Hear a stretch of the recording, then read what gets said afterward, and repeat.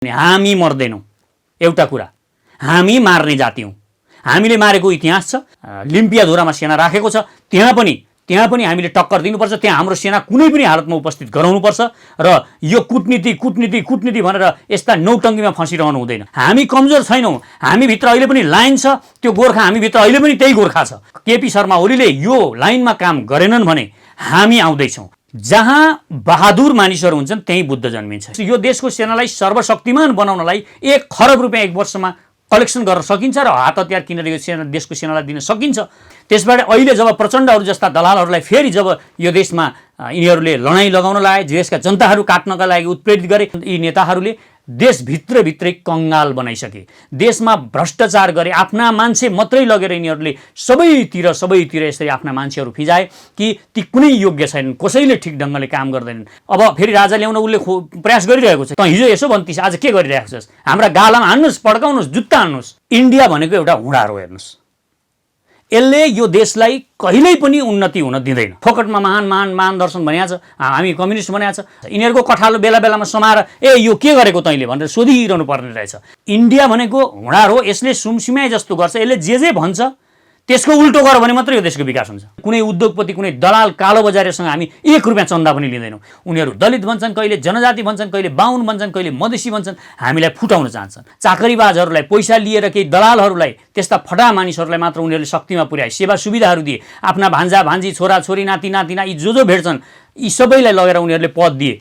तर जनताको उनीहरूले कहिले पनि भलो गरेनन्। एकदम आक्रोश छ। अहिले नि म नेताहरूलाई ल्याउँ, कुटौँ, अहिले पछारौँ, सिंहदरबारबाट तानेर यहाँ बजारमा ल्याएर निकालौँ। तर म जब ध्यानबाट उठेँ त देश त बर्बाद भइसकेको छ। जो विदेशी शक्तिले हामीमाथि आक्रमण गर्न खोजिरहेको छ, त्यो विदेशी शक्तिलाई टक्कर दिने एउटा शक्तिशाली सेना बनाउने, मानवताको गर्नु पर्यो, नरसंहारको गर्नु पर्यो। यत्रो हत्या भयो, यसले त हामी सबैलाई पोलेको छ नि त, भित्रभित्रै छैन।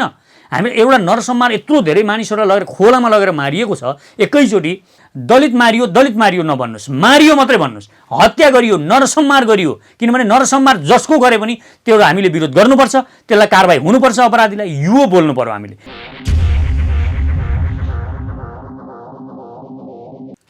आदरणीय दर्शकवृन्द, सूत्र टिभीमा यहाँहरूलाई हार्दिक स्वागत छ। आज हामीसँग म सचेत नेपाली महाअभियानका संयोजक पुण्यप्रसाद प्रसाई हुनुहुन्छ।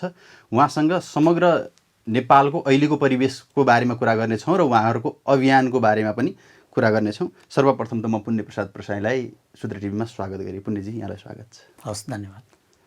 के हुँदैछ तपाईँहरूको अभियान अहिले?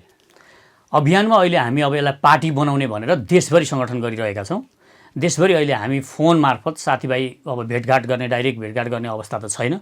त्यो भएको कारणले हामी देशभरि अब एउटा सशक्त र शक्तिशाली पार्टी, एउटा शक्तिशाल जस्तो देश र राष्ट्रको लागि मरिमेट्ने एउटा पार्टी, जो राष्ट्रको लागि जेसुकै गर्न, बलिदान गर्न पनि तयार हुन्छ, त्यस्ता जुझारु देशभक्तहरूको पार्टी बनाउन खोजिरहेका छौँ अहिले। एउटा उत्सुकताको विषय के भयो भन्दाखेरि अभियान त धेरै सुनिरहेको अभियान हो, तर म सचेत नेपाली महाअभियान कसरी भयो? यो महान कार्य गर्ने त महाअभियानै हुन्छ होइन। सबै अभियानहरू छन्, ती सबैको महासङ्घ भने जस्तो यसलाई ठान्नु भए पनि हुन्छ तपाईँले। किनभने अरू सबैले यहाँका सामान्य घटनाहरू, जस्तो कि यहाँका भ्रष्टाचारीहरू भ्रष्टाचार देखाउने अनि त्यसको विरोध गर्ने यो काम गरिराख्नु भएको छ होइन। अब जे होस्, यहाँका धमिराहरू झार्ने काम गरिराख्नु भएको छ, देशलाई बर्बाद पार्ने धमिराहरूलाई उहाँहरूले झारिराख्नु भएको छ।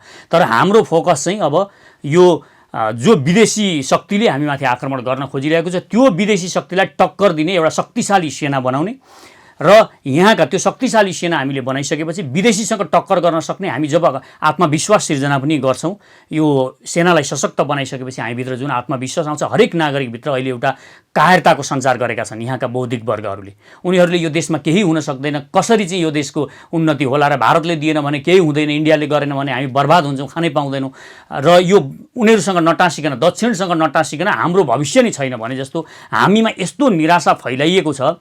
त्यो निराशालाई हामी चिर्न चाहन्छौँ र बुलन्द आवाजका साथ हामी भन्न चाहन्छौँ, हामी यो देशका हरेक नागरिकहरूमा एउटा नयाँ रक्त सञ्चार हामी सम्प्रेषण गर्न चाहन्छौँ, नयाँ रक्त सञ्चार गर्न चाहन्छौँ र एउटा आत्मविश्वास भर्न चाहन्छौँ। त्यस कारणले पनि हामी आफूलाई महाअभियान भन्छौँ र अब यो महाअभियान पनि धेरै दिन रहँदैन, हामी पार्टी बन्छौँ र अभियानहरूले चाहिँ केवल हामी रोइ कराई मात्र गर्दा रहेछौँ क्या। अभियान हामी जुन गर्छौँ अभियानको काम के रहेछ भने हजुर यहाँ भ्रष्टाचार भयो, विरोध भन्दा पनि समर्थन हो त्यो। फेरि त्यसलाई विरोध भन्नु हुँदैन। यहाँ के लाग्छ भने सरकारहरूलाई, बाहिरका मानिसहरूलाई, उनीहरूका पार्टी अरिगालहरूलाई के लाग्छ भने यो विरोध भइरहेको छ। तर वास्तवमा के हो भने तपाईँ भ्रष्टाचारको निर्मूल पार्न भनेर आउनुभएको छ, सरकार बनाउनु भएको छ तपाईँले। तपाईँ भ्रष्टाचार निर्मूल गर्न आउनु भएको छ भने मैले आएर यहाँ भ्रष्टाचार छ हजुर यहाँ छ भनेर भने त्यो विरोध हो कि समर्थन हो? त्यो त समर्थन हो। समर्थन हो नि। तपाईँले यहाँ भ्रष्टाचार छ, यहाँ भ्रष्टाचार, तपाईँलाई कारबाही गर्न सजिलो हुने भयो। सत्तामा पुगिसकेपछि, शक्तिमा पुगिसकेपछि के हुन्छ भने त्यो त माथि महलमा बसेको हुन्छ, शक्तिको उन्मादमा हुन्छ। उसले तल देख्दैन, गरिबलाई देख्दैन, चप्पल नभएका खुट्टा देख्दैन, भोको पेट देख्दैन, तरतरी पसिना देख्दैन। ऊ त महलमा छ, एसीमा छ। त्यसकारणले अभियानकर्ताले के गरेको हो त भने तिमी ठुलाहरूको लागि यस्ता विभिन्न आयोजनाहरू गरिरहँदा, योजनाहरू बनाइरहँदाखेरि यी गरिबहरूलाई पनि हेर है, यहाँ गरिबहरू भोकै छन् है, यो कोरोना लागेको छ, यस्तो यहाँ मजदुरहरू भोकै हुनुहुन्छ, यत्रो हिँडेर उहाँहरू झापा पुग्नु परेको छ, सिन्धुली पुग्नु परेको छ, उहाँहरूलाई तपाईँले गाडीको व्यवस्था गरिदिनुहोस् भनेको त सपोर्ट गरे हो नि त, होइन? त्यसकारण अभियानकर्ताहरूले सपोर्ट चाहिँ गरेको मान्नुपर्छ। यसलाई नकारात्मक रूपमा बुझ्नेले यसलाई सपोर्ट नमानेका मात्र। के जोड्न चाहेँ भने तपाईँले म सचेत नेपाली महाअभियान अब पार्टीको रूपमा परिणत हुँदैछ भनेर भन्नुभयो। सम्पूर्ण आम नेपाली जनताहरू राजनीति, नेता र यो पार्टीबाट आजित छन् जस्तो लाग्छ मलाई आफूलाई चाहिँ, जनताको प्रतिक्रिया बुझ्दाखेरि। अब तपाईँले पनि हामी पार्टीमा परिवर्तन हुँदैछौँ भन्दाखेरि त यिनीहरू पनि त उइड्याङका मुला आइछन् नि भन्ने होला नि त। किन आजित छन् होला त भन्नु, एकचोटि भन्नुहोस् त मलाई, किन आजित छन्? केही भएन यो देशमा। उनीहरूले जुन कमिटमेन्ट गरे, म यसो गर्छु, यो देशका जनताहरूको गरिबी हटाउँछु, यहाँ यो भारतबाट, इन्डियाबाट जुन जे कुराले हामीले उनीहरूप्रति परनिर्भर हुनु परेको छ त्यो तोड्छु, म चाइनाबाट ट्रेन ल्याउँछु, यताबाट मात्रै भर पर्नु पर्दैन, अब हामी तेल पनि चाइनाबाट ल्याउँछौँ, हामी इन्डियाको निर्भर रहनु पर्दैन भनेर सबै बारम्बार भने। अगाडिका पार्टीहरूले पनि यही भने, सबै पार्टीहरूले यही भने, तर कसैले गरेनन्। त्यो कारणले निराशा भएको हो नि त जनतामा, हो? कसैले गर्न नसकेको कारणले, नगरेको कारणले आफू सत्तामा, शक्तिमा पुगिसकेपछि आफ्ना वरिपरिका मानिसहरूलाई, आफ्ना चाकरीबाजहरूलाई, पैसा लिएर केही दलालहरूलाई, त्यस्ता फटा मानिसहरूलाई मात्र उनीहरूले शक्तिमा पुर्याए, सेवा सुविधाहरू दिए। आफ्ना भान्जा भान्जी, छोराछोरी, नाति नातिना यी जो भेट्छन् यी सबैलाई लगेर उनीहरूले पद दिए। तर जनताको उनीहरूले कहिले पनि भलो गरेनन्, जनताहरूको लागि उनीहरू कहिले आवाज उठाएनन्। त्यो कारणले गर्दाखेरि जनता निराश छन्। अब जनता के चाहन्छन् त? जनता आफ्नै पार्टी बनाउन चाहन्छन्। जस्तो अब जनताले के गर्न खोज्दैछन्, जनताको के चाहन्छ भने एउटा आक्रोश छ क्या भित्र जनतामा। तपाईँले भनेको कुरा ठिक हो, एकदम आक्रोश छ। अहिले नै म नेताहरूलाई ल्याउँ, कुटौँ, अहिले पछारौँ, सिंहदरबारबाट तानेर यहाँ बजारमा ल्याएर निकालौँ भन्ने जस्तो त्यो आक्रोश छ। त्यो आक्रोश किन छ? किनभने उनीहरूका सपनाहरू पुरा भएनन्, उनीहरूको सपनामाथि खेलबाड गरियो, उनीहरूको सपनालाई हाँसी मजाक बनाइयो, सधैँ उनीहरूलाई गरिबीमा राखियो। कहिल्यै नेपाली जनताले मलाई म भोको छु मलाई खान दे सरकार भनेको छ? कहिले मेरो खुट्टामा जुत्ता छैन मलाई जुत्ता दे भनेको छ? कहिले मेरो घर बनाइदे भनेका छन् नेपाली जनताले? कहिले भनेनन् नि। के उनीहरूले के चाहिँ चाहे त? उनीहरूले चाहे एउटा राम्रा पार्कहरू बनाऊ, एउटा अन्तर्राष्ट्रिय स्तरका केही राम्रा एयरपोर्टहरू बनाऊ, केही एउटा हस्पिटलहरू बनाऊ, राम्रा पुस्तकालयहरू बनाऊ। आखिर जनताले त यो देशमा राम्रो संसारले देख्ने खालको केही गर भने हो नि त। आफ्नो लागि त कुनैले पनि मागेको छैन नि त। कुनै गरिब जनताले पनि हामीलाई दे, बेरोजगार भत्ता दे भनेर कसैले भनेको छ अहिलेसम्म? कसैले जुलुस निकालेको छ बेरोजगार भत्ता दे भनेर? छैन। आफ्नो लागि नेपाली जनताले केही मागेनन्। केही नमाग्दै पनि यो देशका गद्दार नेताहरूले ती जनताहरूको लागि गरेनन्। त्यसकारण अब किन गरेनन् भन्दा यिनीहरूको दर्शनहरू, यिनीहरूका विचारहरू आयातित छन्। आयातित विचारहरू भइसकेपछि के हुन्छ भने तपाईँहरू ठुला ठेलीहरू, ठुला मार्क्स भनौँ, मार्क्स भनेको के छ? कुन गतिलो दर्शन छ? कुनै मार्क्सको महान दर्शन त होइन, तर फोकटमा महान दर्शन भनेको छ, हामी कम्युनिस्ट भनेको छ, तर गर्नु केही छैन। अब यिनीहरूलाई जनताहरूले के, जनता हरेक जनतासँग आफ्ना विचारहरू हुन्छन्, जीवन चलाउने आफ्नो दर्शन हुन्छ।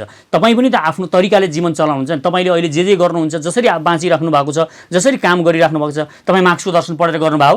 तपाईँले विश्वेश्वर प्रसाद कोइरालालाई पढेर गरे हो? मदन भण्डारी पढेर गरे हो? होइन नि त।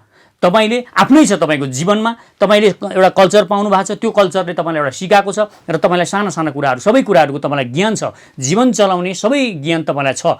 अब तपाईँको ज्ञान हामी लिएर हरेक जनताको जुन जीवन चलाउने ज्ञान छ, ती सबै जनताहरूको नागरिकहरूको ज्ञान लिएर हामी नयाँ दर्शन विकास गर्न चाहन्छौँ। हामी अब ठुला ठेलीका कुरा गर्दैनौँ, ठुला दर्शनका महान विचारका उदाहरण पनि दिँदैनौँ। हामी महान फलानाले यसो भन्नुभएको छ, ढिस्कानले यसो भन्नुभएको छ, यो हाम्रो पार्टीमा कसैले पनि भन्दैन। अब हाम्रो पार्टी बनिसकेपछि किनभने हामी भन्छौँ भने आज चप्पल नलाउने एकजना मजदुरले यसो भन्नुभयो, उहाँको खुट्टामा चप्पल थिएन, उहाँले यसो भन्नुभयो, यसरी देश चलाउनुपर्छ है बाबु भन्नुभयो। एउटा मजदुरले यसो भन्नुभयो, एउटा किसानको यो रहेछ मान्यता, यसरी चाहिँ देश विकास हुने रहेछ भनेर हामी ती किसानका उदाहरण दिन्छौँ, हामी ती मजदुरहरूका उदाहरण दिन्छौँ। हामी कसैलाई, हामीलाई मार्क्स चाहिँदैन, हामीलाई बिपी पनि चाहिँदैन, हामीलाई कुनै दार्शनिक विश्वको कुनै पनि महान दार्शनिक हामीलाई चाहिँदैन।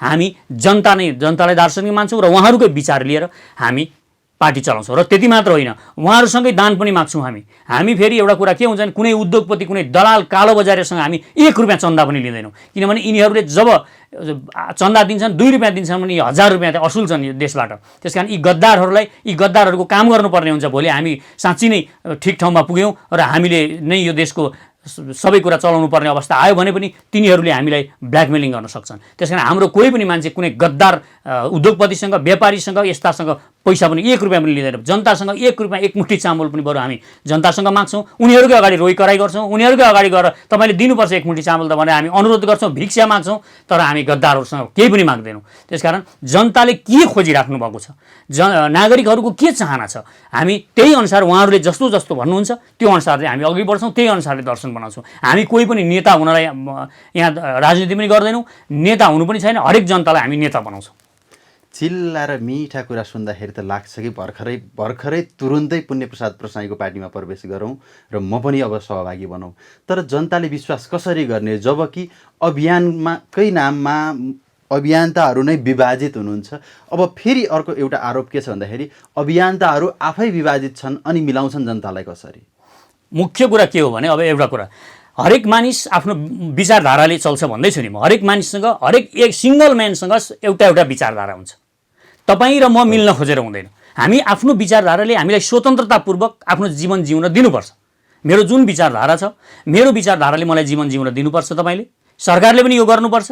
त्यसमा रोकथाम गर्नु हुँदैन। तपाईँका यति राम्रा दारी छन्, मेरो दारी छैन। अब मैले दारी छैन भनेर तपाईँलाई दारी काट्नु पर्यो, तपाईँले सबैले दारी काट्ने नियम लगाउने होइन। यो मिलाउन खोज्ने होइन। हामी जहाँ छौँ त्यहाँबाट राष्ट्रको सेवा गर्ने, जुन विचार छ त्यो विचारले सेवा गर्ने, दयालुता मनमा भर्ने। मनमा दयालुता भरिसकेपछि र चप्पल नलाउने मानिसहरूलाई हेरेर, जोसँग खुट्टामा चप्पल छैन ती मानिसहरूलाई हेरेर जब तपाईँ नीति निर्माण त्यो अनुसारले सोच्न थाल्नुहुन्छ तब देशमा परिवर्तन आउँछ। अब जहाँसम्म हामी के फरक छ भन्ने कुरा आउँछ। र अरू अभियानकर्ताहरूको जुन कुरा गरिन्छ, जस्तो कि अभियानकर्ताहरू मिल्नुपर्ने जरुरी भएन, मैले यो त बताइहालेँ। किनभने उहाँहरू आफ्नो तरिकाले, सबैले आफ्नो आफ्नो तरिकाले गर्नुपर्छ। र हामीमा विश्वास गर्ने के आधार छ भन्ने कुरा आउँछ। र हामी के भन्छौँ भने जनताले कसैलाई पनि विश्वास नगर्नुहोस्, नागरिकले कसैलाई विश्वास गर्नु हुँदैन। हामीले अहिलेसम्म यो देश कसरी डुबो, यो देश बर्बाद भयो, हामीले विश्वास गऱ्यौँ, भोट हाल्यौँ र हामी सुत्यौँ। म पनि सुतिरहेको थिएँ नि त। म पनि एउटा लेखक मान्छे, म किताब लेखेर बसिरहेको थिएँ। एउटा किताब छापिएपछि म दङ्ग पर्थेँ। 1 महिनासम्म सिरानीमा म किताब हालेर बस्थेँ। जुन दिन मेरो किताब छापिन्थ्यो म त्यसैमा आनन्दित थिएँ। म विपස්සना गर्छु, दिनमा 3 घण्टा विपස්සना गर्छु। म ध्यानमा थिएँ। तर म जब ध्यानबाट उठेँ त देश त बर्बाद भइसकेको छ। हामीले के भएर देश बर्बाद भयो भने हामी सुतेछौँ, हामी निदाएकै भएछौँ, हामी आफ्नै हो। र लोकतन्त्र भनेको के हो भने लोकतन्त्रमा भोट हालेर निदाउने होइन, यो मात्रै जिम्मेवारी हुँदैन। लोकतन्त्र भनेको भोट हाल्ने त्यतिले हाम्रो जिम्मेवारी सकिँदो रहेनछ। मैले बुझेको ब्रह्मज्ञान भनेको के हो भने लोकतन्त्रमा हामी सबै जनताहरू, नागरिकहरू यी गद्दार नेताहरूको पछि लागिरहनु पर्ने रहेछ, यिनीहरूका घाँटी समाइरहनु पर्ने रहेछ, यिनीहरूको कठालो बेला बेलामा समाएर यो के गरेको तैँले भनेर सोधिरहनु पर्ने रहेछ। तर हामीले गरेनछौँ। त्यो नगर्दै के भएछ भने हामीले सुतिरह्यौँ, हामी आफ्नै काममा मग्न भयौँ। तपाईँ पत्रकारिता गर्नुहुन्छ, तपाईँ यहीँ मख पर्नुभयो, यहीँ आउनुभयो, क्यामेराले खिच्नुभयो, बस्नुभयो, तपाईँ आनन्द यसैमा रमाउनु भयो। तपाईँलाई सत्ता पनि चाहिएन, केही पनि चाहिएन, तपाईँ भोट हाल्नुभयो, बस्नुभयो। अब अरू एउटा किसानले के गर्नुभयो, एउटा किसानले पनि खेतीपाती गर्नुभयो, आफ्नो अन्न उब्जाउनु भयो, देशभरिका मानिसहरूलाई खुवाउनु भयो, आफै मग्न। आफ्नो के राजनीति किन मतलब, मलाई राजनीति के मतलब भन्नुभयो, बस्नुभयो। हरेक टिचरहरू पनि त्यसरी बस्नुभयो, हरेक मानिस त्यसरी बस्नुभयो देशमा, नागरिकहरू त्यसरी बस्नुभयो। त्यसले के भयो, यी नेताहरूले देशभित्रै कंगाल बनाइसके, देशमा भ्रष्टाचार गरे, आफ्ना मान्छे मात्रै लगेर यिनीहरूले सबैतिर यसरी आफ्ना मान्छेहरू फिजाए कि ती कुनै योग्य छैनन्, कसैले ठिक ढङ्गले काम गर्दैनन्। म आफू शक्तिमा पुगे, नेता भए, तर उनीहरूका हेर्नुहोस् 50औं जना उनीहरूका नातेदारहरू पुरा फिजिएका हुन्छन् पार्टीभित्र र सत्ताको छेउछाउमा उनीहरू काम गरिरहेका हुन्छन्। यसरी यिनीहरूले देश बर्बाद पारे, किनभने हामीले यिनीहरूलाई विश्वास गऱ्यौँ, विश्वास गरेर सबै कुरा छोड्यौँ।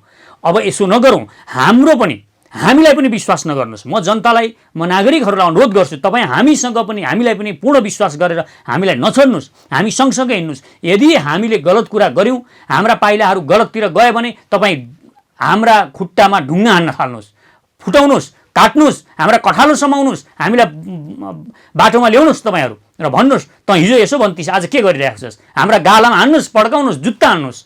त्यसकारण हरेक नागरिकहरूलाई म अनुरोध गर्छु, यसरी नछोडौँ, छाडा नछोडौँ। जब तपाईँले कसैलाई पनि छाडा छोडिदिनुहुन्छ, त्यो कहाँ गएर चर्छ कसैलाई पनि थाहा हुँदैन। तपाईँ गाई तपाईँले छोड्नुभयो तर त्यसको नियन्त्रण तपाईँले लिनु भएन, डोरी आफ्नो हातमा लिनु भएन भने त्यो कहाँ गएर कसको के खान्छ, कसको बाली नाश गर्छ तपाईँलाई थाहा हुँदैन। त्यसकारण यिनीहरूलाई छाडा नछोडौँ, यी गोरुहरूलाई छाडा छोड्नु हुँदैन। हामीले यी गोरुहरूलाई नत्थीमा लाएर हामीले जतिखेर पनि डोर्याउनुपर्छ, नभए यी नेताहरूले देश बर्बाद पार्छन्। यो कारणले गर्दाखेरि हामीलाई पनि पूर्ण विश्वास नगर्नुहोस्, हामीसँगै आउनुहोस्, हामीसँगै मिलेर, हामीसँगै मिलेर देश बनाउने हो। अब देश बनाउने जिम्मा कुनै नेताले बनाउन सक्दैन, यो जनताले बनाउने हो। त्यसकारण अब हामी नागरिकहरूले बनाउने हो देश। अब हामी नागरिक सबै मिलौँ र अगाडि बढौँ। यो हो हाम्रो पार्टीको मोटो, हाम्रो पार्टीको सिद्धान्त भनेको यो हो। यो त भयो सचेत नेपालीको परिचय।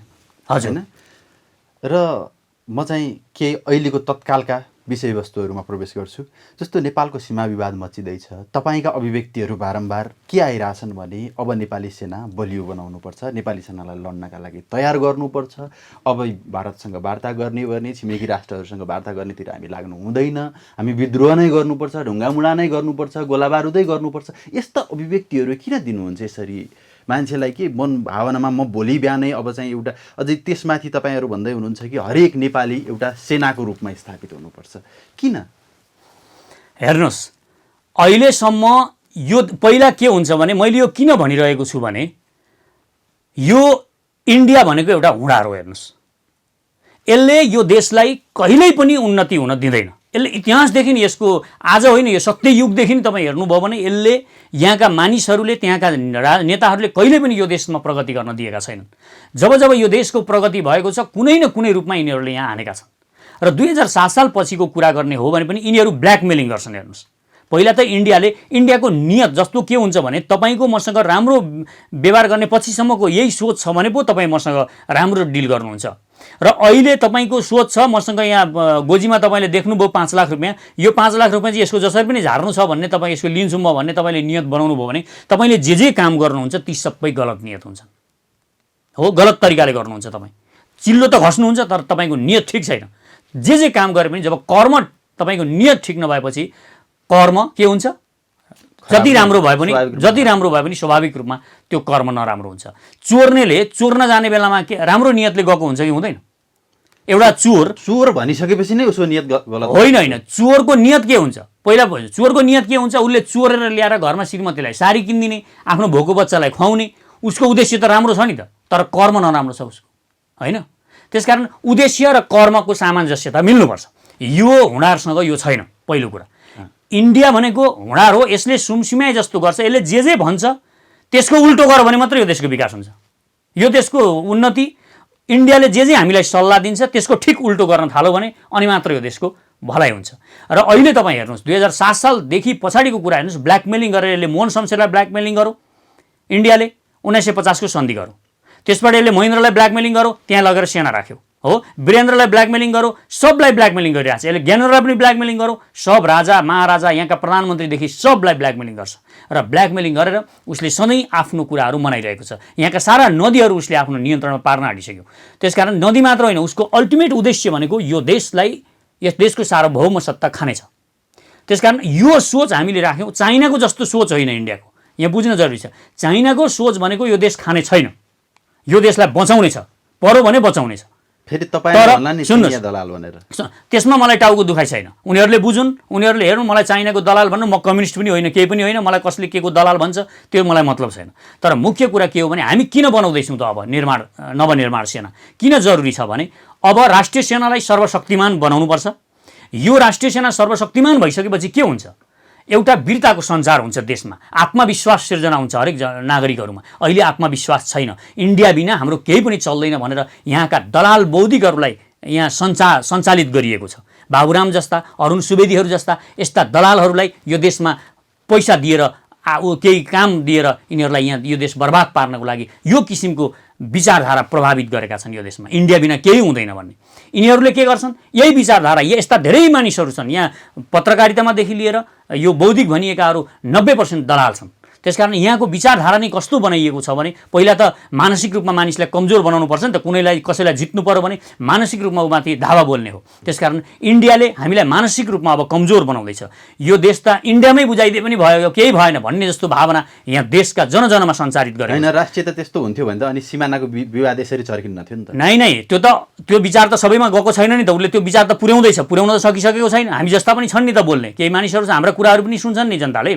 त्यसकारण उसले यो सोच बनाएर यसरी देश चलाइरहेको छ, चलाउन खोजिरहेको छ र उसको अल्टिमेट उद्देश्य भनेको अन्तिममा यो देशको सेनालाई कमजोर पार्ने छ। अहिले पनि उसले के गर्यो, 2009 सालमा मातृका प्रसाद कोइराला जस्ता यो देशका सबैभन्दा ठुला दलालले यो देशको सेनालाई घटाए, जबकि त्यो बेला यो देशको सेना सर्वशक्तिमान सेना थियो सार्क कन्ट्रीमै, त्यति शक्तिशाली सेना थियो, भारतको भन्दा इन्डियाको भन्दा धेरै शक्तिशाली सेना थियो। तिनलाई लाएर यो त राणाहरूका मात्रै मान्छे छन् यहाँ, जर्नल कर्नेल, यिनीहरूलाई अब यिनीहरूले त भोलि कुनै पनि बेला कु गर्न सक्छन् भनेर यहाँ एउटा गुलियो चक्लेट फ्याँकिदिए, त्यसबाट त्यो खतम पारिदिए।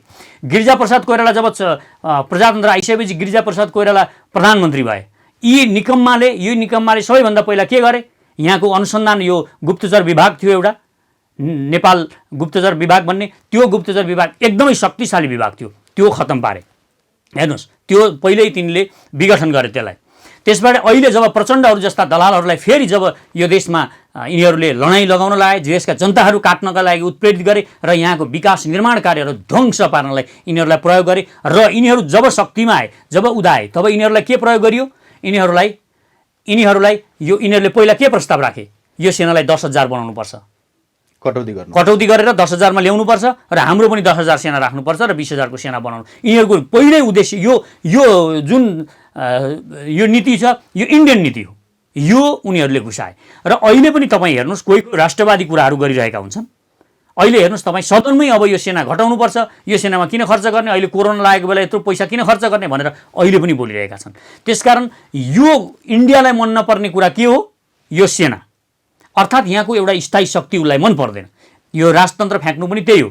अब फेरि राजा ल्याउन उसले प्रयास गरिरहेको छ, किनभने त्यो राजा ल्याउने प्रयास भनेको उसको इन्डियाले ल्याएको राजा कस्तो होला तपाईँ आफै विचार गर्नुहोस्। पहिलो कुरा त त्यो राजा ल्याएर ऊ के गर्न खोज्दैछ, अब यही सेनामाथि एट्याक गर्ने हो। पहिले उसले राजा यदि ल्याउन खोज्छ, यहाँ किचलो गरिरहने, यहाँ धमिलो बनाइरहने यहाँको पानी, त्यो उसको नियत छ। त्यसकारण त्यो नियत अनुसारले उसको अल्टिमेट उद्देश्य भनेको यही सेना छ टार्गेटमा।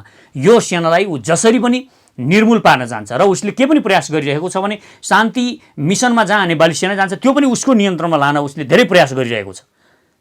यो पनि उसको प्रयास छ। र अहिले हाम्रो शान्ति मिसनमा यहाँ मानिसहरू विरोध गर्छन्, शान्ति मिसनमा गएर डलर मात्र कमायो, कोनी के गर्यो, यस्ता कुराहरू गलत कुराहरू गर्छन्। तर शान्ति मिसनमा जाँदा हामीलाई धेरै फाइदा भएको छ, किनभने हाम्रा सेनाहरू विश्वका शक्तिशाली सेनाहरूसँग सँगसँगै लागेर काम गरिरहेका छन्। एक दोस्रो कुरा, उनीहरूले वेपन्स विविध कुराहरूमा उनीहरूलाई ज्ञान छ संसारको बारेमा, र अमेरिका, चाइना जस्ता ठुला ठुला कन्ट्रीहरूसँग यहाँ सहकार्य गरिरहेका छन्। त्यसकारण हाम्रो सेना यो एउटा राम्रो पक्ष छ, यसलाई पनि मानिसहरूले यहाँ नकारात्मक तरिकाले प्रस्तुत गरिरहेका छन्। यो पनि अर्को कुरा छ। र नेपालको सेना किन शक्तिशाली बनाउनुपर्छ भने यो इन्डियालाई मन पर्दैन नेपालको सेना शक्तिशाली भएको। त्यसकारण उसको विपरीत यो देशको सेनालाई शक्तिशाली बनाइसकेपछि हामी समान रूपमा उसँग डिल गर्न सक्छौँ कुनै पनि कुरामा। यदि उसले हामीलाई 50-100 ट्याङ्क तराईबाट उकाल्न खोज्यो, चुरेतिर माथि पठाउन खोज्यो भने त्यो बेला हामीले यहाँबाट हान्ने मिसाइल ठिक ठाउँमा राखेको छौँ भने, इन्डियाका 10वटा सहरलाई हामीले हजारौँ मिसाइलहरू यहाँबाट दाग्न सक्ने अवस्थामा गयौँ भने इन्डिया कुनै पनि हालतमा नेपालमाथि आँखा लाउन हिम्मत गर्दैन। र अहिले जुन लिम्पियाधुरामा सेना राखेको छ त्यहाँ पनि हामीले टक्कर दिनुपर्छ, त्यहाँ हाम्रो सेना कुनै पनि हालतमा उपस्थित गराउनुपर्छ। र यो कुटनीति भनेर यस्ता नौटङ्गीमा फँसिरहनु हुँदैन। हामी एक्सनमा छौँ है भन्ने कुरा पनि देखाउनुपर्छ र जनतामा, नागरिकमा वीरताको सञ्चार पनि गर्नुपर्छ। र मानिसहरू यहाँ भनिरहेका छन् यत्रो सेनासँग कसरी लड्न सकिन्छ, हामी त मरिहाल्छौँ नि। हामी मर्दैनौँ। एउटा कुरा, हामी मार्ने जाति हौँ। हामीले मारेको इतिहास छ। हामीले मकवानपुरबाट काठमाडौँ आउन लागेको सेना, राजधानी छिर्न लागेको त्यो कम्पनीको ब्रिटिस सेनालाई हामीले 3,000 से 4,000 तिनीहरूको सेना, 10,000 सेना लिएर उनीहरू अगाडि बढ्दाखेरि 4,000लाई त छापामारी युद्ध गरेर केवल 300 देखि 500 हाम्रो सेनाले गिडेको छ। 3,000 देखि 4,000लाई मारेको छ। हामीले त्यहाँ यता तपाईँ सिन्धुलीगढीको लडाइँ हेर्नुहोस्, अनि बङ्गालका ती कासिमहरू आउँदाखेरि हामीले कसरी खेदेका छौँ, कसरी काटेका छौँ तिनीहरूलाई। नेपालको ऐतिहासिक वीरता त त्यो कायम नै, वीरता अहिले पनि छ। अहिले पनि हाम्रो सेना भनेको अहिले इन्डियामा, जस्तो इन्डियामा कारगिलमा लगेर किन राख्छ नेपाली गोर्खालीहरूलाई, किन कश्मीरमा राख्छ, एकछिन, किन कश्मीरमा राख्छ गोर्खाली, किन नाथुलामा राख्छ गोर्खाली सेनालाई, किन राख्छ, किन अहिले लिम्पियाधुरामा पनि उसले राखिरहेको छ, किनभने नेपाली सेना भनेको, गोर्खाली सेना भनेको यो पहाडमा एकदमै छापामार युद्धदेखि लिएर सारा युद्ध गर्नमा यो ब्रह्माण्डमा कसैले पनि जित्न सक्दैन गोर्खाली सेनालाई, त्यसैले उसले राखेको छ। र त्यो लिम्पियाधुरा हाम्रो पहाडमा, हामी त त्यसलाई कुनै पनि बेला त्यहाँबाट खेद्न सक्छौँ, यो कुनै पनि ठुलो कुरा होइन। त्यसकारण अहिले पनि हामी उस्तै छौँ, बस हामीलाई के सम्प्रेषण गरिएको छ भने हामी कमजोर छौँ, हामी कमजोर छैनौँ, हामीभित्र अहिले पनि लाइन छ, त्यो गोर्खा हामीभित्र अहिले पनि त्यही गोर्खा छ। त्यसकारण हामी अहिले पनि उत्तिकै सशक्त रूपमा कुनै पनि शत्रुलाई जवाफ दिन सक्छौँ। यो नेपाली नागरिकसँग र गोर्खाली सेनासँग यो शक्ति अहिले पनि छ। र अब यो सँगसँगै हामी हरेक गोर्खाली लडाकु हो, यो हामीलाई थाहा छ, तथापि पनि टेक्नोलोजीमा पनि हामीले ध्यान दिनुपर्छ भनेर मैले मिसाइलदेखि लिएर सारा कुराहरू, गन पनि, anti craft missile, anti tank missile, अनि मिसाइलहरू यी सबै हामीले एकदम स्ट्यान्ड बाई राख्नुपर्छ, अनि हामीले ट्याङ्क पनि ठिक ढङ्गले राख्नुपर्छ। यसो गरेको खण्डमा कुनै पनि इन्डियाले कहिल्यै पनि नेपाललाई आँखा लाउने हिम्मत गर्दैन। त्यसकारण आँखा जुदाएर बात गर्न सक्ने हुनको लागि हामीले यो देशको सेनालाई महान र शक्तिशाली बनाएकै हुनुपर्छ, यो देशको सरकारलाई दबाब दिएकै हुनुपर्छ। यदि केपी शर्मा ओलीले यो लाइनमा काम गरेनन् भने हामी आउँदैछौँ र हामी भन्दैछौँ, हामी जब शक्तिशाली पार्टी बनिसकेपछि वास्तवमा जब हाम्रै सरकार बन्छ त्यो बेला हेर्नुहोस् यो देशको सेना के हुन्छ। आज किन उत्तर कोरियासँग अमेरिका डराउँछ, किन उत्तर कोरिया जस्तो एउटा नेपालभन्दा सानो कन्ट्रीसँग सिङ्गापुर पुगेर डोनाल्ड ट्रम्पलाई बात गर्नुपर्छ। उत्तर कोरिया शक्तिशाली छ, किनभने उसँग पनि शक्ति छ, उसले पनि अमेरिकासम्म बम हान्न सक्छ, अणुबम गिराउन सक्छ, दक्षिण कोरियासम्म गिराउन सक्छ, यो शक्ति उसँग पनि छ। त्यसकारण शक्तिको सम्मान गरेको, त्यो शक्तिको सम्मान हामीसँग पनि भयो भने अनि गरिन्छ, संसारले गर्छ। फेरि यो इन्डियाले मात्र होइन, संसार अमेरिकादेखि लिएर सारा संसारका कन्ट्रीहरूले हामीलाई सम्मान गर्छन्। यो हामीले एकदमै यो देशको सेनालाई सर्वशक्तिमान त्यस कारणले पनि बनाउन जरुरी छ। विश्वको नजरमा एउटा शान्ति भूमि, ऋषिमुनिहरूको तपोभूमि भनेर चिनेको नेपालमा तपाईँका अभिव्यक्ति अनुसार अब यहाँ सेनाहरू हुनेछन्, हात हतियारहरू धेरै हुनेछ, विचारको होइन यहाँ मुडेबलको युद्ध हुनेछ, विचारले भन्दा नि मुडेबलले लडिनेछ भन्ने जस्तो भयो त। यदि अब कूटनीतिक पहलले हुँदैन भनेर भन्दै गर्दाखेरि सरकारले नेपालको नयाँ नक्सा पनि सार्वजनिक गर्यो जहाँ लिम्पियाधुरा समेटिएको छ भनेपछि त कूटनीतिक पहलले त हुन्छ होला नि त, नहुने गरी त सरकारले त्यसरी नक्सा सार्वजनिक त गर्दैन। पहिलो कुरा के हो भने नक्सा सार्वजनिक गर्नु भनेको कूटनीति गरेको होइन, कूटनीति गरेको भए त उसँग त्यो गर्नु हुँदैन थियो उसको अनुसार। अब एकछिन, अब पहिला कुरा विचार मुडेबल भन्ने कुरा आयो, पहिला यसैमा जाउँ। जहाँ बहादुर मानिसहरू हुन्छन् त्यहीँ बुद्ध जन्मिन्छ, यो कुरा याद गर्नुहोस् तपाईँले। कायरहरू भएको ठाउँमा बुद्ध कहिल्यै पनि जन्मिँदैन। यहाँ हेर्नुहोस् तपाईँ, ज्ञान सारा संसारलाई हामीले ज्ञान दिएको छ, किनभने हामी बहादुर पनि थियौँ। तपाईँ किरातेश्वर महादेव शिव भनेको विचार र शक्ति दुवै थियो कि थिएन? थियो।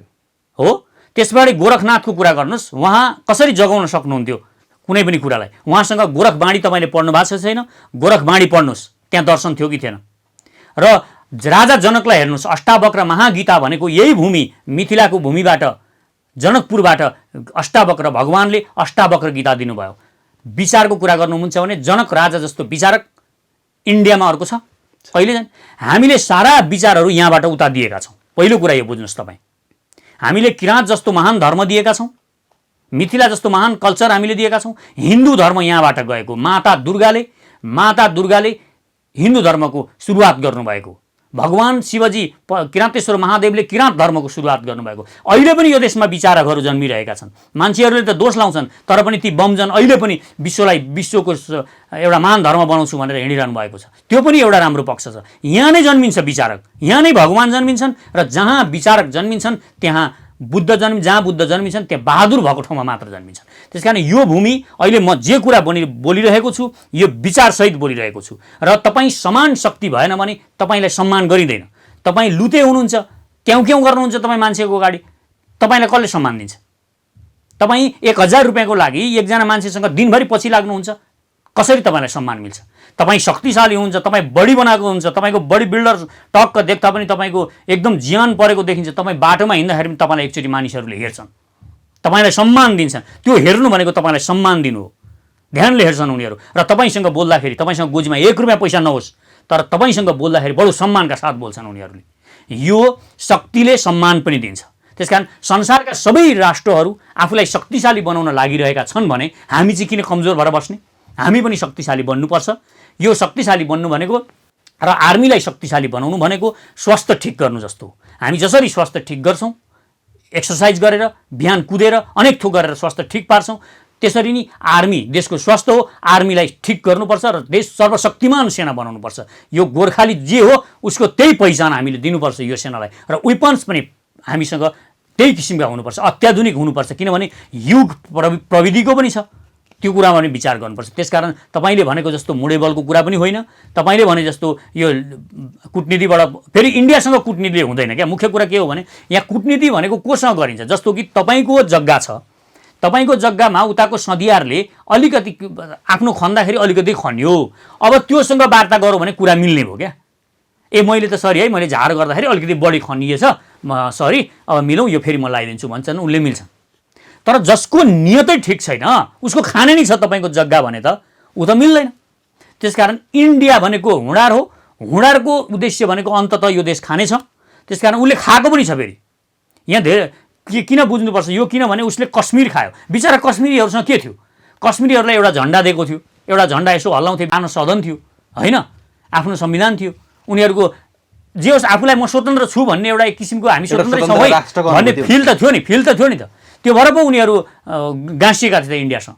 तर त्यो एउटा पनि उसलाई सह्य भएन र खोसो बुट लगेर बजारो त्यहाँ लगेर त्यहाँ अहिले छोरी चेली पुरा कश्मीरमा इन्डियन सेनाहरूले बलात्कार गर्छन्। त्यो स्थिति उनीहरूले गरे। यता सिक्किम हेर्नुहोस् तपाईँ, सिक्किमको के थियो? एउटा सानो कन्ट्री, त्यो पुरा इन्डियाको एउटा यहाँको यो पुरा हाम्रो सार्क कन्ट्रीमा एउटा राम्रो यो टिका जस्तो थियो। कति सुन्दर सिक्किम थियो। त्यो सिक्किम उसलाई सह्य भएन, त्यो टिका मेट्नु पर्यो उसलाई, त्यो टिका मेटिदियो। यसकारण उसको इतिहास पनि यसरी नै खाइरहेको छ उसले, र उसको नियत अब यही छ। त्यसकारण जसको नियत बुझेपछि त्यसले जे काम गरे पनि त्यो गलत हुन्छ र त्यसलाई जवाफ दिन तयार भएर बस्नुपर्छ। र त्यही अनुसारको स्कुलिङ हामीले गाउँ गाउँमा, टोल टोलमा, जनजनमा पुर्याउनुपर्छ। यो अहिलेको आवश्यकता हो। कारण यही हो त। तपाईँले पनि मैले आफूले 1 करोड सहयोग गर्छु भनेर चाहिँ मिडियामा अभिव्यक्ति पनि दिनुभएको थियो र मसँग अरबौँ उठाउने क्षमता पनि छ भन्दै हुनुहुन्थ्यो। कारण यही हो।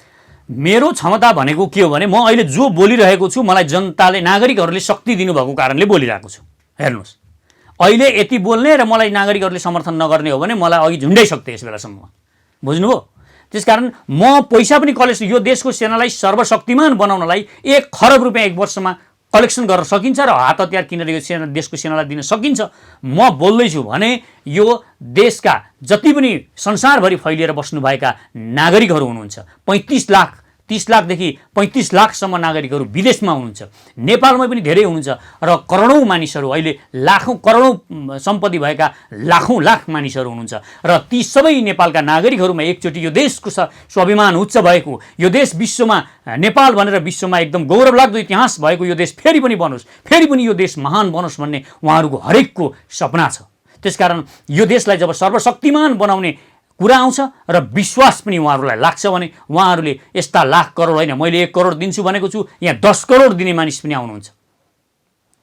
त्यो सम्भावना पनि रहन्छ। त्यसकारण यो कुनै पनि ठुलो कुरा होइन। त्यसकारण यो सेना, मैले यो भनेको के हो भने यदि सरकारले एउटा करको व्यवस्था गरेर थोरै थोरै कलेक्सन गर्दै सेनालाई शक्तिशाली बनाओस्। अब हामीले जनस्तरबाट हामी पनि सेना बनाउँदैछौँ, नवनिर्माण सेना।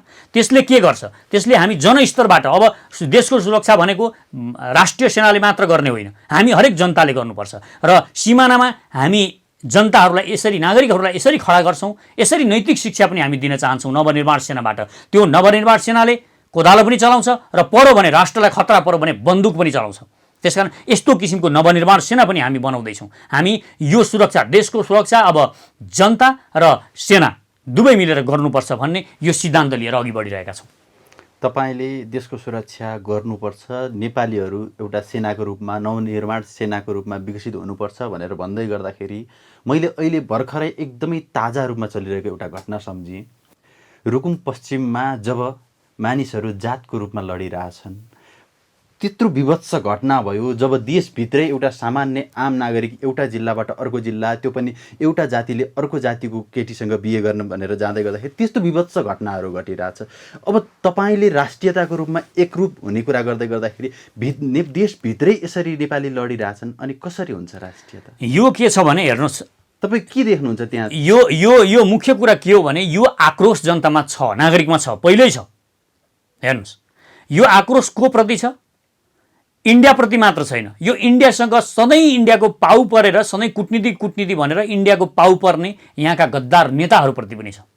यहाँका शासकहरूप्रति यो देशमा हरेक नागरिकमा असन्तुष्टि छ। अब त्यो असन्तुष्टि के हुन्छ? काहीँ न काहीँ त पोखिन्छ नि त, पोखिन्छ अवश्य पनि। किन मान्छेमा क्रोध छ, रिस छ भने त्यो तपाईँलाई यहाँ तपाईँको बोसले यहाँ तपाईँलाई गाली गर्नुभयो भने तपाईँलाई यहाँ उहाँसँग पोख्न सक्नु भएन त्यो रिस भने तपाईँ घरमा गएर श्रीमतीलाई त्यो रिस पोख्नुहुन्छ। तपाईँको श्रीमतीले तपाईँसँग पोख्न सक्नु भएन भने त्यो बच्चा कुटेर त्यो रिस पोख्नुहुन्छ। बच्चाले तपाईँसँग मम्मीसँग रिस पोख्न सक्दैन, उसले कुकुरलाई लात्तीले हानेर भए पनि रिस पोख्छ। रिस हेर्नुहोस्, क्रोध भन्ने कुरा काहीँ न काहीँ गरेर त्यो पोखिनै पर्छ, पोखिन्छ। यो अहिलेको क्रोध पनि जुन क्रोध छ यहाँका नेताहरूप्रति, यहाँका शासकहरूप्रति र हाम्रो देश मिचिने इन्डियाप्रति जुन क्रोध छ, त्यो क्रोध के हुन्छ? अब कहीँ पनि निस्किन सक्छ, आफूमा निस्किन सक्छ। त्यसकारण यो क्रोधलाई, यो शक्ति, यो क्रोध भनेको फेरि शक्ति पनि हो, यो शक्तिलाई हामीले देश उन्नतिमा लगाउनु छ। यदि हामीले यहाँ सबै सिस्टमहरू ठिक मिलायौँ भने एकअर्काप्रति यो जातिगत वैमनस्यता पनि हुँदैन, यो नरहने भयो। त्यसकारण कुनै पनि कुरालाई जातिगत दृष्टि जुन दिइन्छ त्यो भनेको पनि हामीलाई विभाजन गर्ने तत्त्वहरूको कारणले हो। हामीलाई यहाँ विभाजन गर्नलाई अनेक शक्ति लागिरहेका छन् र ती शक्तिहरू हामीलाई जोडिन दिन चाहँदैनन्। जुनसुकै नाममा भए पनि उनीहरू दलित भन्छन्, कहिले जनजाति भन्छन्, कहिले बाहुन भन्छन्, कहिले मधेसी भन्छन्, हामीलाई फुटाउन चाहन्छन्। र हाम्रो चाहना के हो भने हामी यो शक्तिलाई अब जोड्न पनि चाहन्छौँ। त्यसकारण हामीले आह्वान पनि गरेका छौँ, तपाईँहरू अहिले हामी कोही पनि लिडर छैनौँ, तपाईँहरू आउनुहोस्, हामी सबै मिलेर अब एउटा यस्तो चयन गरौँ, यस्तो समितिको एउटा समावेशी किसिमको एउटा राष्ट्रिय समिति र देशभरिका समितिहरू बनाऊँ र सबैलाई मैले लिडर बन्नको लागि तपाईँ आउनुहोस् भन्ने आह्वान पनि गरिरहेको छु। चाहे दलित हुनुहोस्, चाहे जनजाति हुनुहोस्, चाहे थारू हुनुहोस्, चाहे मधेसी मुलको हुनुहोस्, जोसुकै हुनुहोस्, जहाँसुकैको हुनुहोस्, तपाईँहरू आउनुहोस्, हामी मिलेर अगाडि बढौँ। यो गर्नको लागि, यो देशलाई जोड्नको लागि हामी अगाडि बढेका हौँ। मुख्य कुरा यो र त्यो आक्रोश पोखिन्छ र त्यो पनि आक्रोश पोखिएको, जहाँ पोखिनु पर्ने हो त्यहाँ नपोखिएर गलत ठाउँमा पोखिएको। नागरिकहरूलाई एकजुट गर्ने क्रममा नागरिकको मर्मसम्म पुग्न सक्नु सबैभन्दा ठुलो सक्षमता मानिन्छ र तपाईँहरूले यसरी म सचेत नेपाली भनेर अभियान सञ्चालन गर्दै गर्दाखेरि रुकुम पश्चिमको घटनामा मैले त्यही घटनालाई थोरै जोड्ने। रुकुम पश्चिमको घटना के भइदियो भन्दाखेरि अब त्यहाँ राजनीतिक चलखेल हुने हो कि पीडितले न्याय नपाउने हो कि दोषी उम्कन पाउने हो कि भन्ने भयो। अनि यी अभियन्ताहरू के गर्दैछन् भनेर धेरैले प्रश्न उठाइरहेको। अभियन्ताले गएर त्यहाँ अब छेत्री बाहुनलाई फेरि कुट्न थाल्नु होइन होला? कुट्ने होइन नि, कुट्ने अभियन्ताले बोल्ने काम, अभियन्ताले त देखाउने कामै हो नि त। उनीहरूले त देखाइरहेका छन्, हामी सबै कराइरहेका छौँ त, बोलिरहेका छौँ। तर के हो भने मेरो एउटा तर्क सधैँ यसमा रहन्छ है। फेरि के रहन्छ भने हाम्रो दलित समुदायले यसलाई दलितको मुद्दा बनाएर उठाइराख्नु भएको छ। यो एउटा अर्को गलत कुरा छ, किनभने तपाईँले जब दलितको मुद्दा जसरी यसलाई एउटा अपराधी जसले हत्या गरो त्यसलाई तपाईँले जातिकरण गर्नुभयो भने उतापट्टि क्षेत्रीहरूको अथवा जो अर्को वर्ग छ त्यसको जाति पनि शक्तिशाली जाति हुन्छ, ऊ झन् शक्तिशाली हुन्छ, ऊ त्यो अपराधीलाई बचाउन लाग्छ। अब जातिगत कुरा आइसकेपछि हो। त्यसकारण जो दलितका साथीहरू हुनुहुन्छ उहाँहरूलाई पनि मेरो अनुरोध के छ भने तपाईँहरू दलित मारियो नभन्नुहोस्, मारियो मात्रै भन्नुहोस्। हत्या गरियो, नरसंहार गरियो, किनभने नरसंहार जसको गरे पनि त्यो हामीले विरोध गर्नुपर्छ, त्यसलाई कारबाही हुनुपर्छ, अपराधीलाई यो बोल्नु पर्यो हामीले। यसो गरेर हामी उता अपराधीलाई बलशाली नबनाऊ, हामी अपराधीलाई जबरजस्ती बलशाली बनाइरहेका छौँ। किनभने जातिगत रूपमा भोलि भिडन्त हुने स्थिति आयो भने उनै माथि हुन्छ, किन उसँग पछाडि ठुलो शक्ति छ। त्यही कारण यो कुरामा विचार गरौँ, यो कुरामा विचार गरेर जातिकरण नगरौँ। कुनै पनि कुरालाई अपराधीलाई जातिको हो भनेर त्यसलाई बचाउन पनि नलागौँ र जो माथि घटना घटेको छ उहाँहरूले पनि जातीयकरण नगरौँ। यो सबैभन्दा ठुलो हाम्रो कमजोरी हो। यो अपराधी बलशाली हुन्छ, यसो गर्नु हुँदैन। मानवताको बहस गर्नु पर्यो, मानवताको गर्नु पर्यो, नरसंहारको गर्नु पर्यो। यत्रो हत्या भयो, यसले त हामी सबैलाई पोलेको छ नि त, भित्रभित्रै छैन। हामी एउटा नरसंहार यत्रो धेरै मानिसहरूलाई लगेर खोलामा लगेर मारिएको छ एकैचोटि। यो अहिलेसम्म इतिहासमा तपाईँले नेपालको इतिहासमा सुन्नु भएको छ यस्तो? छैन। कहीँ सुन्नुभएको छैन नि त। अब यसलाई जातीयकरण के गर्ने, सबै हरेक मान्छेको उसमा क्रोध छ एउटा यस्तो नरसंहार पनि हुँदो रहेछ भन्ने। अब यो देखि अब यसलाई जातीयकरण गर्ने नेता बन्न खोजेर हुन्छ। अब यो बेलामा अब एउटा दलितको साथीहरू यहाँ नेता बन्न खोज्नुहुन्छ कोही, यो नेता बन्ने बेला होइन नि त। यो त अपराधीलाई त अपराधी नै होस् भन्ने बेला हो, त क्षेत्री होस् भन्ने होइन, त अपराधी होस्, त्यो अपराधीहरूलाई कारबाही गर्नुपर्छ भन्नुपर्छ हामी सबैले। यहाँ नेता बन्ने, यताका साथीहरू पनि नेता बन्ने, उताका साथीहरू पनि नेता बन्ने, उता क्षेत्रीहरू पनि अब नेता बन्न निस्किसके। अब नेता बन्न निस्किसकेपछि त्यो जातिलाई बचाउनु पर्यो। त्यो जातिलाई बचाउनलाई त होइन यस्तो र उस्तो भनेर तर्क दिनु पर्यो, अपराधीलाई बचाउनु पर्यो, परेन। त्यस कारण यताकाले नेता बन्न खोज्दा उताका पनि नेता बन्न खोज्छन् र जातिगत टक्कर हुन्छ। जातिगत टक्कर भएपछि न्याय मिल्दैन, न्याय हराएर जान्छ, न्याय मरेर जान्छ। यो कुरामा म सबै साथीहरूलाई विचार गर्न हार्दिक अनुरोध पनि गर्छु। हामी सारमा के भन्न सकियो भन्दा हामी जात धर्म वर्णको आधारमा होइन, राष्ट्रियता र मानवताको आधारमा बहस गऱ्यौँ र राष्ट्र जोगाउनका लागि सबै एकजुट भयौँ भने चाहिँ देश बन्छ, नेपाल सुरक्षित रहन्छ भन्ने निष्कर्षमा पुग्न सक्छौँ। यो पुग्दा राम्रै हुन्छ। हस्, हामीलाई समय दिनुभयो, यहाँलाई धेरै धेरै धन्यवाद। हस्, धन्यवाद।